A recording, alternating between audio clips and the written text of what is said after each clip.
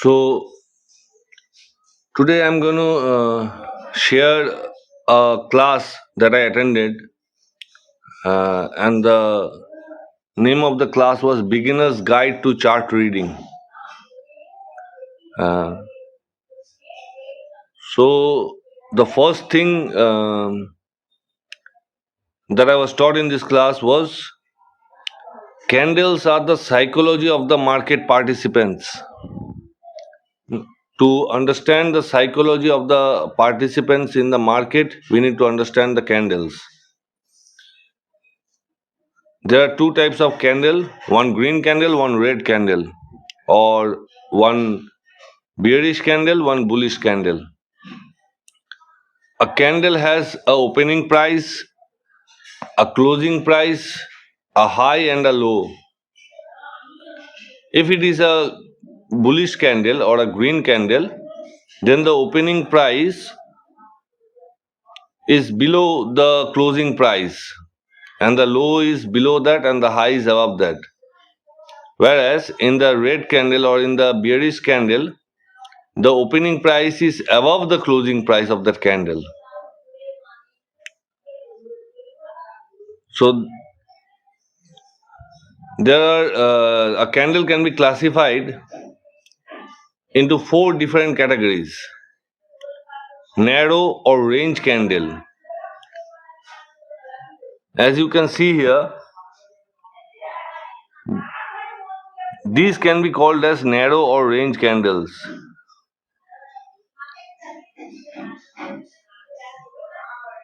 Here, this part. These candles can be called a narrow or range candle, which signifies no clear decision and the market is calm.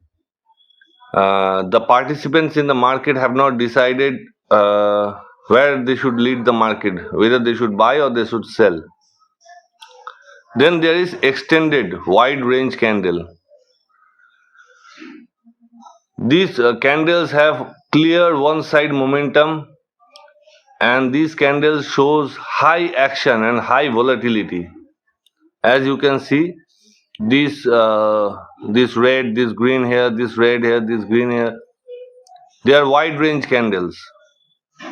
Here they are wide range candles.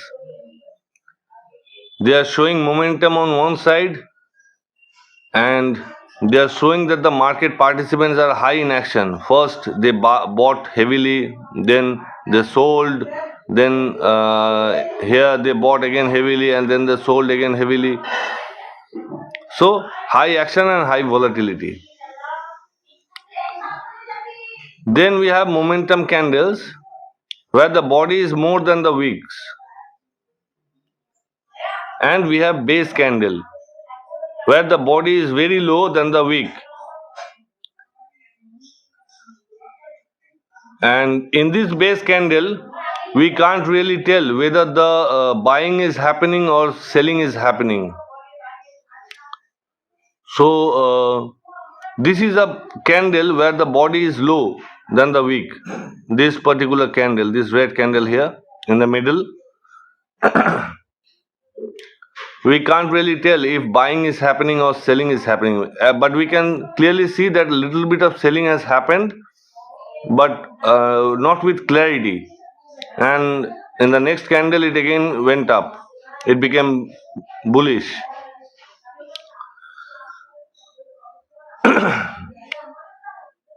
According to Wyckoff, perfect candle doesn't exist, and in any market there is a price cycle, and as per Wyckoff, it is due to demand and supply zones.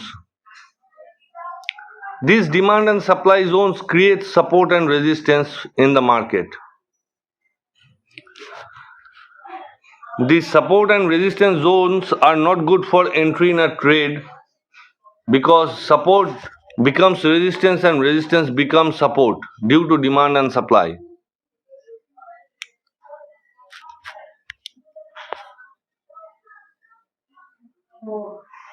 We should be able to trade on supply and demand even before the support and resistance has been created.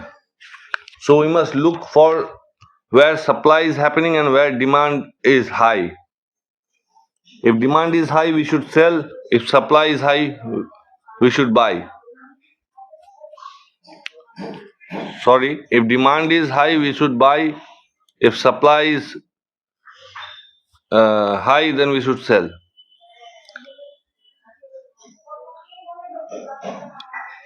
Uncovering institutional manipulations in demand and supply is also vital because institutions are the big players in the market and they control the market. They have big pockets, so they can decide the direction of the market. Institutions run the market, but single institution can affect my trade by creating imbalance. Institutions care about their order, and it would be better for me if I place my trade in as per their order. If the institutions are buying, it would be better for me if I put a buy trade there. If the institutions are selling, it would be better for me if I put a sell order there. So, what is price action? Price action is a chain of candles where momentum candle comes, then base candle, and then again momentum candle, be it bearish or bullish.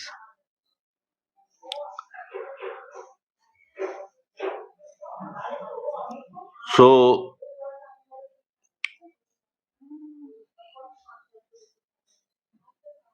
it is important for us to find the supply and demand zone.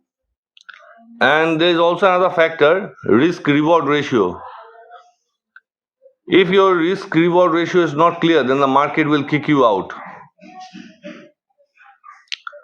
So, what is a zone? Zones are point of interest where I should enter in a trade. For example, this is a zone here, from here till here. This 8-9 candles, this is a zone here.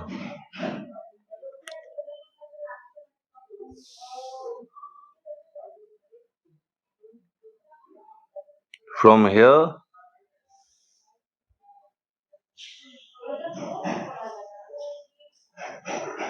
till here. This is a zone here, and if I see it clearly, I can find momentum candles coming downward. Then these are base candle forming here. These are all base candles. Then again little bit of momentum candle. Then again base candle. Then again momentum candle. So the price of the stock of Apple was coming down and it entered here, and then it formed a base candle around this particular range, and then it moved out or it broke out from this range. So these candles, these forms the zone. As you can see, this candle is pretty big as compared to this candles here, this green candle here, small, but still it will be considered as a base candle because the momentum is coming downward, then it is consolidating in a range, and then it is breaking out upwards again. So to mark a zone, we need to mark base candle. So I have marked these base candles here, and this will be my stop loss. 138.75. This will be my stop loss, and once the price of the stock goes above this line, which is 147, I would enter in a buy trade here. keeping this my stop loss. So this will be my stop loss and this will be my entry point, which I have already fixed earlier. And even if the price came a bit little lower, but it actually moved up. So this is the process of finding a zone, and to find a zone we need to go from higher time frame to lower time frame. That is, I have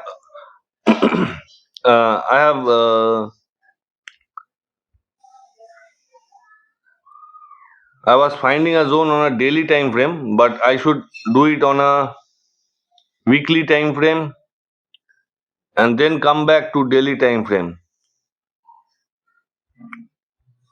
You see,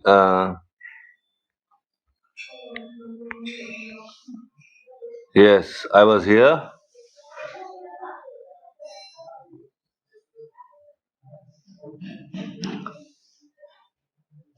So if I consider this, then this will be my zone. All the base candles here,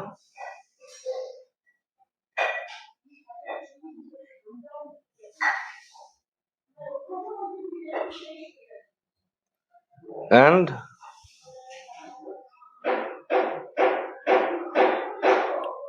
we get a momentum candle here. So this will be my zone, and the lower red line 42.69 will be my stop loss, and I would enter at 52. So $10 stop loss, and I could easily have gotten lot of profit. Anyways, so we need to go from a bigger time frame and come down to a smaller time frame. This is the requisite of finding the zone.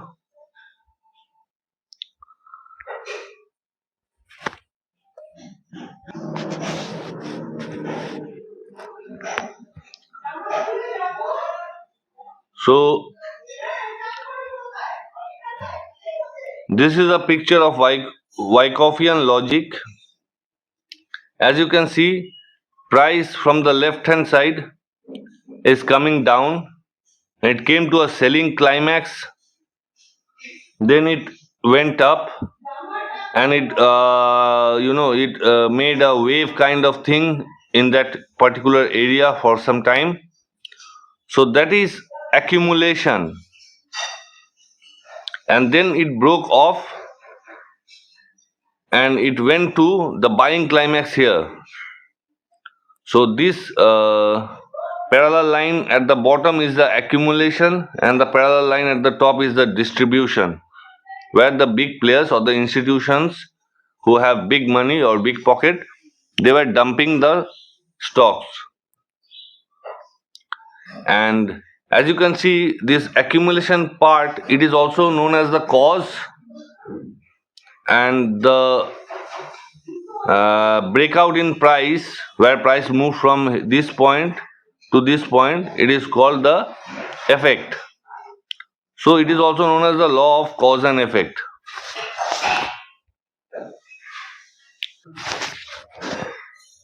So these are market phases. Here accumulation, market went up, reaccumulation happened, like big institutions brought on this accumulation part, price went up, retail or small players who had small money, they entered in this part, reaccumulation, price went again up, and then in this distribution phase, all the big players or all the institutions they start dumping their shares, they start selling it off, and then the price naturally comes down, and here redistribution happens, like retail players or small players, they distribute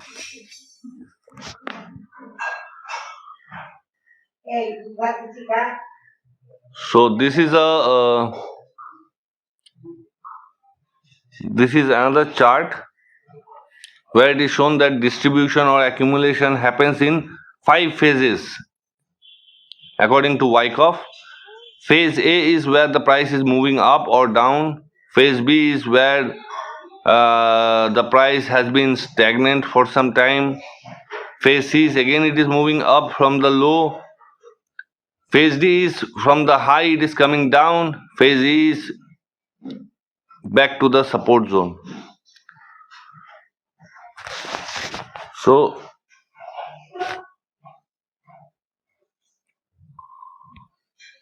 try and find out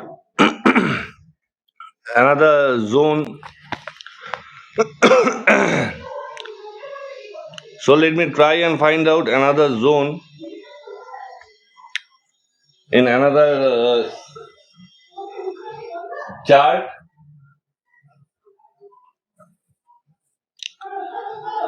So wow. So in a weekly time frame, we can see this part here. You see?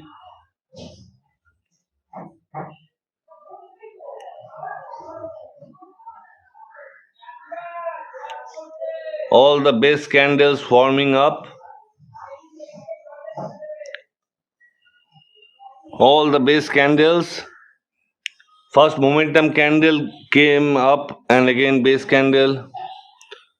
So this 2.20 would be my SL and 3.35 would be my entry point.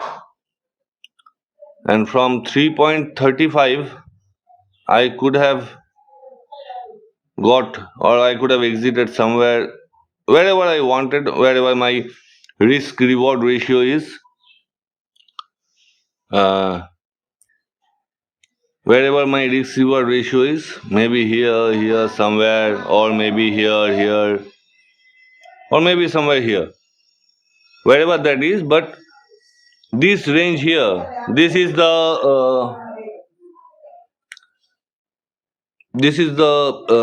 zone, demand zone for this particular stock, and so finding a zone is very important.